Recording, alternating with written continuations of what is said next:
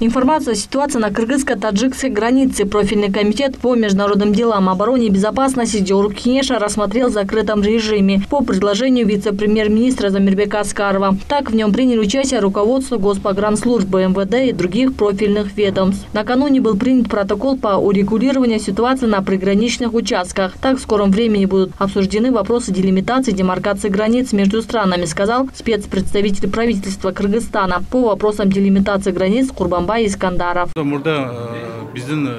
Каждый год в это время наши пастухи перегоняют свой скот на пастбища. Они проходят через анклав Вурух. Из-за этого в большинстве случаев возникали различного рода конфликты. В целях их разрешения мы, переговорив с таджикской стороной, подготовили 4 варианта, впоследствии которого 4-й вариант был принят, в результате чего была построена дорога Кукташ-Аксай. Там же есть наш участок Тандых, через который местные жители перегоняют свой скот на пастбища. Мы продолжим строительство этой дороги, через которую без каких-либо препятствий наши граждане смогут перегонять свой скот.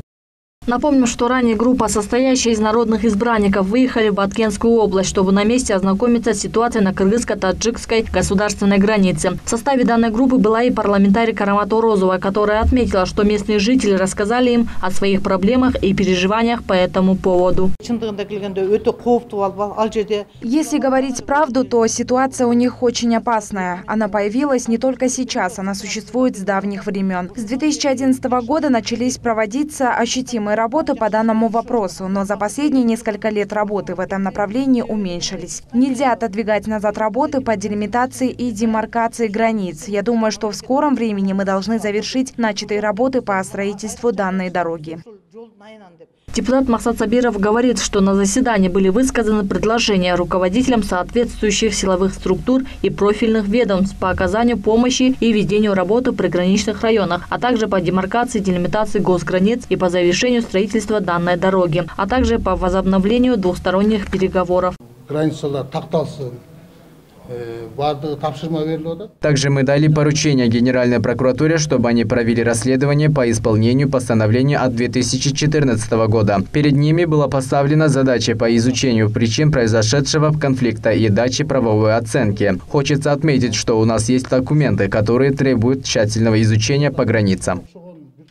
Отметим, накануне завершились переговоры официальных делегаций Кыргызстана и Таджикистана. Так был подписан протокол по урегулированию ситуации на участке кыргызско-таджикской государственной границы Баткенской области. Документ подписали вице-премьер-министр Кыргызстана Джениш Разахов и заместитель премьер-министра Таджикистана Азим Ибрахим. Было заявлено, что при его подписании были учтены интересы двух сторон. Согласно протоколу достигнута договоренность о продолжении строительных работ на автодороге Кукташ-Аксай-Тамдык. Транспортное сообщение в приграничных районах полностью восстановлено в прежнем режиме. Тибек Шашамбиева, Нурдан Гарпеков, Пирамида.